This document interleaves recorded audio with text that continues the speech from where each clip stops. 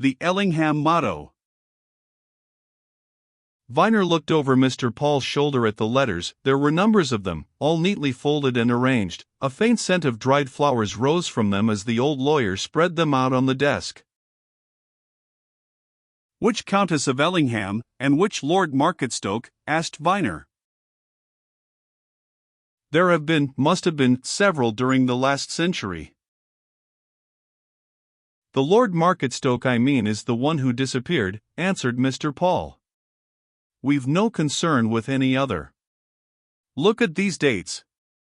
We know that if he were living, he would now be a man of 61 or so, therefore, he'd be at school about 45 years ago. Now, look here," he went on, rapidly turning the letters over. "Compare these dates, they run through 2 or 3 years, they were all of 43 to 46 years since. You see how they're signed, you see how they're addressed? There's no doubt about it, Viner, this is a collection of letters written by the 7th Countess of Ellingham to her elder son, Lord Marketstoke, when he was at Eton." "How came they into Ashton's possession, I wonder?" asked Viner. "It's all of a piece," exclaimed Mr. Paul. "All of a piece with Ashton's visit to Marketstoke, all of a piece with the facts that Avis was a favorite name with the Cavegrey family, and that one of the holders of the title married a Wickham. Viner, there's no doubt whatever, in my mind, that either Ashton was Lord Marketstoke or that he knew the man who was." "You remember what Armitstead told us," remarked Viner. "That Ashton told him, in Paris, that Ashton, hailed from Lancashire? Then, he knew the missing man, and got these papers from him," declared the old lawyer. "But why? Ah, now I have an idea. It may be that Marketstoke, dying out there in Australia, handed these things to Ashton and asked him to give them to some members of the Cavegrey family, perhaps an aunt, or a cousin, or so on, and that Ashton went down to Marketstoke to find out what relations were still in existence. That may be it, that would solve the problem." "No," said Viner with sudden emphasis. He made sure that the door of the little room was closed, and then went up to the old lawyer's elbow. "Is that really all you can think of?" he asked, with a keen glance. "As for me, why, I'm thinking of something that seems absolutely obvious." "What, then?" demanded Mr. Paul. "Tell me." Viner pointed towards the door. "Haven't we heard already that a man named Wickham handed over his daughter Avis to Ashton's care and guardianship?" he asked. "Doesn't that seem to be an established fact?" "No doubt of it," assented Mr. Paul. "Well, in my opinion," said Viner, quietly, "Wickham was the missing lord of Marketstoke." Mr. Paul, who was still turning over the letters, examining their dates, let them slip out of his hands and gasped. "By George," he exclaimed in a wondering voice. "It possibly is. Then, in that case, that girl outside there." "Well?" asked Viner, after a pause. Mr. Paul made a puzzled gesture and shook his head, as if in amazement. "In that case, if Wickham was the missing Lord Marketstoke, and this girl is his daughter, he broke off, and became still more puzzled. "Upon my honor," he exclaimed, "I don't know who she is." "What do you mean?" asked Viner. "She's his daughter, of course, Wickham's. Only, in that case, I mean, if he was really Lord Marketstoke, her proper name, I suppose, is Cavegrey." Mr. Paul looked his young assistant over with an amused expression. "You haven't the old practitioner's flair, Viner, my boy," he said. "When one's got to my age, and seen a number of queer things and happenings, one's quick to see possible cases.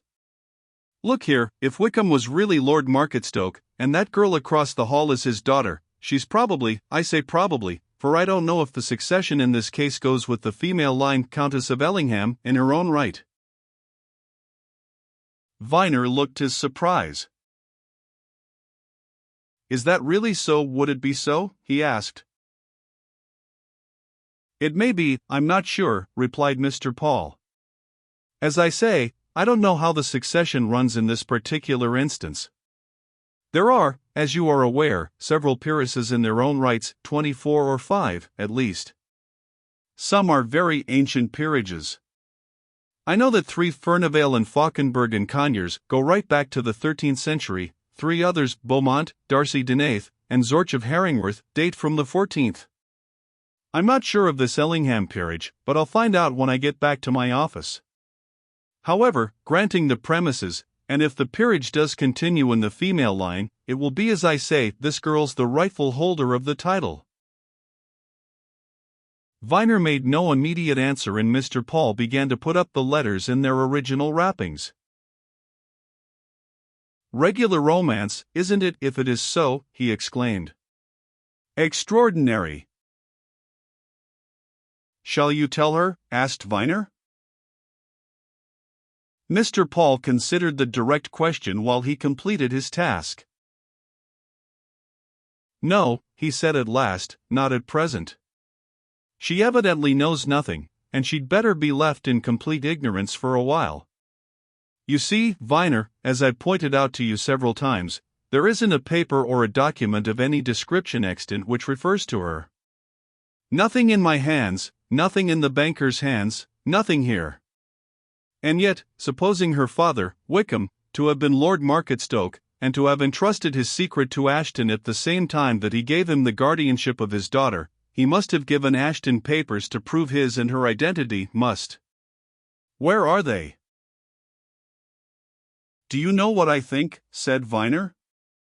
I think, if I'm to put it in plain language, that Ashton carried those papers on him, and that he was murdered for the possession of them. Mr. Paul nodded, and put the packet of letters in his pocket. I shouldn't be surprised, he answered. It's a very probable theory, my boy. But it presupposes one thing, and makes one horribly suspicious of another. Yes, inquired Viner. It presupposes that Ashton let somebody into the secret, replied Mr. Paul, and it makes one suspect that the person to whom he did reveal it had such personal interest in suppressing it that he went to the length of murdering Ashton before Ashton could tell it to anyone else. How does that strike you, Viner? It's this, and not the diamond, declared Viner doggedly. I've a sort of absolute intuition that I'm right. I think so too, assented the old lawyer, dryly. The £50,000 diamond is a side mine. Very well, now we know a lot, you and I. And, we're going to solve matters. And we're not going to say a word to this young lady, at present, that's settled. But I want to ask her some questions, come along. He led the way across the hall to the dining room where a reminder of Ashton's death met his and Viner's view as soon as they had crossed the threshold. The funeral was to take place next day, and Mrs. Killenhall and Miss Wickham were contemplating a massive wreath of flowers which had evidently just arrived from the florist's and been deposited on the center table. All we can do for him, you know, murmured Mrs. Killenhall, with a glance at the two men. He had so few friends here, poor man. That remark, ma'am, observed Mr. Paul, is apropos of a subject that I want to ask Miss Wickham 2 or 3 questions about. Friends, now? Miss Wickham, you always understood that Mr. Ashton and your father were very close friends, I believe? I always understood so, yes, Mr. Paul, replied Miss Wickham. Did he ever tell you much about your father? No, very little indeed. He never told me more than that they knew each other very well, in Australia, but my father died out there, comparatively young, and that he left me in his, Mr. Ashton's care. Did he ever tell you whether your father left you any money? Demanded the old lawyer. Miss Wickham looked surprised. Oh, yes, she answered. I thought you'd know that. My father left me a good deal of money. Didn't Mr. Ashton tell you?" "Never a word," said Mr. Paul. "Now, where is it, then?" "In my bank," replied Miss Wickham promptly. "The London and Universal. When Mr. Ashton fetched me away from school and brought me here, he told me that he had £12,000 of mine which my father had left me, and he handed it over to me then and there, and took me to the London and Universal Bank, where I opened an account with it." "Spent any of it?" asked Mr. Paul dryly. "Only a few pounds," answered Miss Wickham. The old solicitor glanced at Viner, who, while these private matters were being inquired into, was affecting to examine the pictures on the walls. "Most extraordinary," he muttered. "All this convinces me that Ashton must have had papers and documents. These must have been, however, we don't know where they are. But there would surely be, for instance, your father's will, Miss Wickham. I suppose you've never seen such a document?" "No, to be sure." "You left all to Ashton. Well, now, do you remember your father?" "Only just and very faintly, Mr. Paul," replied Miss Wickham. "You must remember I was little more than 5 years old." "Can you remember what he was like?" "I think he was a big, tall man, but it's a mere impression." "Listen," said Mr. Paul. "Did you ever, at any time, hear Mr. Ashton make any reference, I'm talking now of the last few weeks, to the Ellingham family, or to the Earl of Ellingham?" "Never," replied Miss Wickham. "Never heard of them?" "He never." Mrs. Killenhall was showing signs of a wish to speak, and Mr. Paul turned to her. "Have you, ma'am?" he asked. "Yes," said Mrs. Killenhall, "I have. It was one night when Miss Wickham was out, you were at Mrs. Murray Sinclair's, my dear, and Mr. Ashton and I dined alone. He asked me if I remembered the famous Ellingham case, some years ago, something about the succession to the title. He said he'd read it in the colonial papers. Of course, I remembered it very well."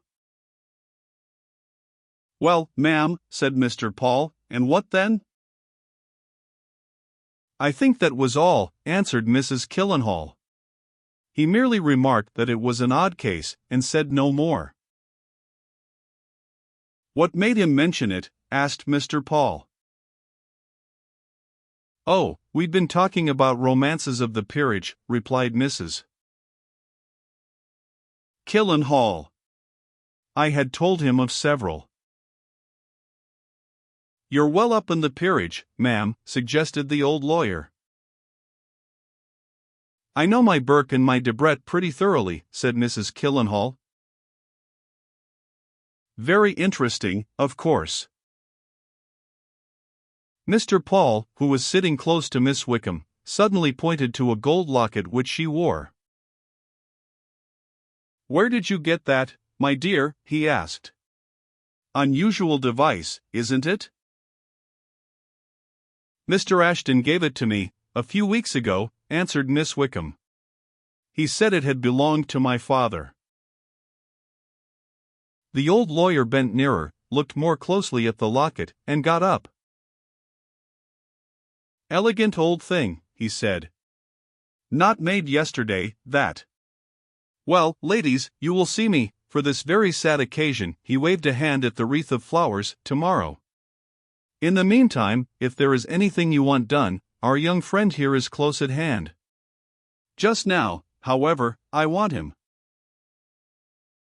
"Viner," observed Paul when they had left the house, "it's very odd how unobservant some people are. Now, there's that woman we've just left, Mrs. Killenhall, who says that she's well up in her Debrett and her Burke, and there, seen by her many a time, is that locket which Miss Wickham is wearing, and she's never noticed it." "Never, noticed what's on it?" "Why, I saw it and its significance instantly, just now, which was the first time I'd seen it."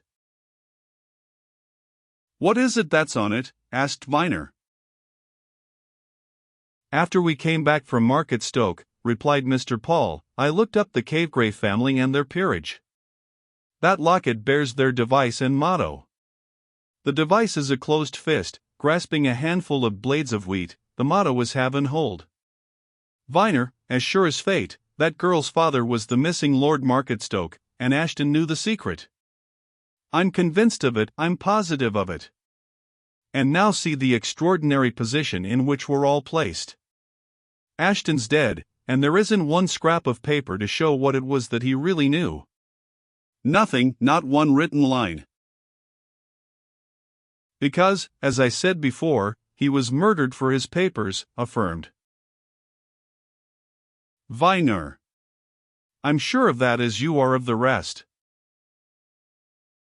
I dare say you're right, agreed Mr. Paul.